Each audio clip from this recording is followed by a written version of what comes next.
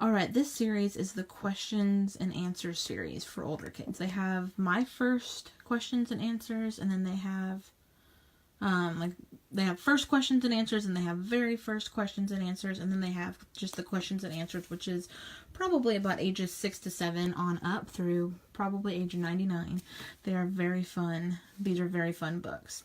How they're designed and laid out is there's pages for all the common like questions: where, what, who, which, why, how. And so this one is nature. They have nature, they have body, animals, and just generic questions and answers. I'll just show you kind of how they're designed. There's not a ton of words like all over the pages like some of the books. And it just, you read the question, which trees grow the tallest? And then it explains about the trees. And which animal left these behind. These are just really fun. They can kind of be fun for where is rock made, and it explains how it's made with sand and things like that. These could be fun just to, you know, kind of play games with and just guess as a family and see who gets the closest or who even knows the answers to them. But they're very, very unique books and very creative. Tons of flaps all throughout the books. Really fun questions, things that kids maybe have never thought to ask. Maybe ones that they do ask and you have no idea what the answers are. So these are just very, very fun books. And there's yes or no. And then how high can a bird fly? It explains that. How high different ones fly. And then who made this? Just very, very fun. And then also at the end of all the books, they have a fun little quiz.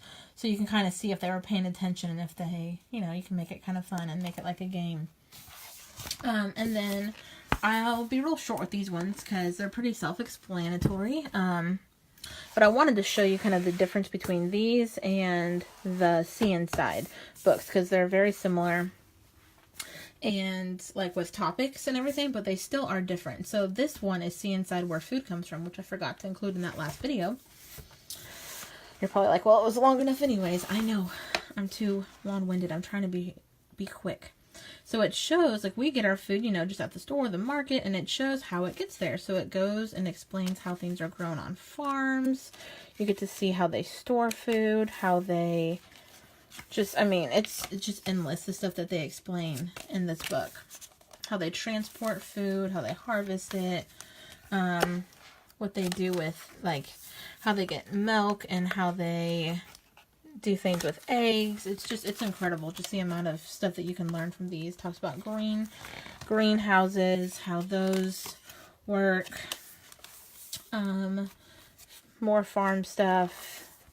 Talks about food all the way around the world, stuff from the ocean. So very fun, and this kind of explains how much text is on those pages versus this one is just lots of questions and answers about food. And so he'll explain, where does my food go? And so it'll show how it goes in your body. Where do we get sugar from? And then there's just tons of really fun questions in here. How much food do we need each day? And it explains the food pyramid or triangle now, and just all kinds of different things. It talks about chopsticks. So I love how it like incorporates things from other cultures as well in there. Why do onions make me cry?